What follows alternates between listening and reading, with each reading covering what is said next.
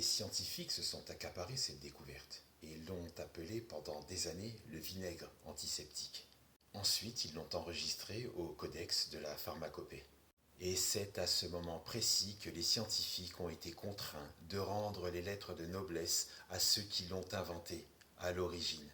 Un remède inventé par 4 voleurs. Ça a frustré les scientifiques qui ont été obligés de passer de vinaigre antiseptique à vinaigre des 4 voleurs. 1748.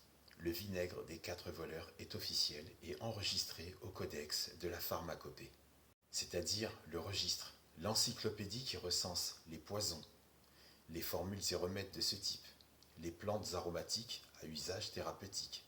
Et si on parlait de la composition du vinaigre des 4 voleurs, mais de 1628, il est composé d'absinthe, de sauge, de romarin, de feuilles de menthe, lavande, roseau, cannelle, clous de girofle, noix de muscade, ail, camphre, d'acide acétique cristallisé qui lui aussi macère dans de l'acide acétique. Je le déconseille. Il est corrosif et ses vapeurs sont irritantes et dangereuses pour les yeux et le nez. À savoir, n'utilise jamais ce type de vinaigre. Garde-le pour les tâches ménagères. Oui, et pourquoi? Parce qu'elle est en plastique, et qui dit plastique veut dire microplastique, nanoplastique, qui vont se mélanger à ton vinaigre que toi ensuite tu vas ingérer. Ensuite elles vont se loger dans tes testicules, dans ton sang, dans ton sperme. C'est donc un cancer généralisé préprogrammé, à éviter. Quelle que soit la boisson, pour ta santé, évite toute forme de bouteille en plastique. Ah oui, et dans ce cas, on fait comment? Pour cette formule, bouteille en verre, vinaigre de cidre.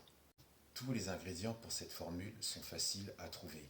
Tu me diras, excepté l'absinthe, qui est interdite en France depuis 1915, mais à nouveau autorisée depuis 2011. Sauf que je ne parlais pas de l'alcool d'absinthe, mais la plante, la grande absinthe, qu'on appelle Artemisia à Madagascar. On en parlera dans une autre vidéo. Ou la petite absinthe, qu'on appelle armoise en Guyane. On en parlera aussi dans cette nouvelle vidéo. Dans cette liste, il y a le roseau. J'ai appris qu'il était comestible, que les tiges étaient tendres et qu'il était plein d'amidon. Je n'y ai pas encore goûté, mais si pour toi c'est le cas, mets-moi une plante de ton choix dans les commentaires et ceux qui n'y ont jamais goûté, mettez-moi un citron. Ensuite, si tu ne vis pas près d'un étang, tu peux te procurer de la poudre de roseau chez tous les bons herboristes.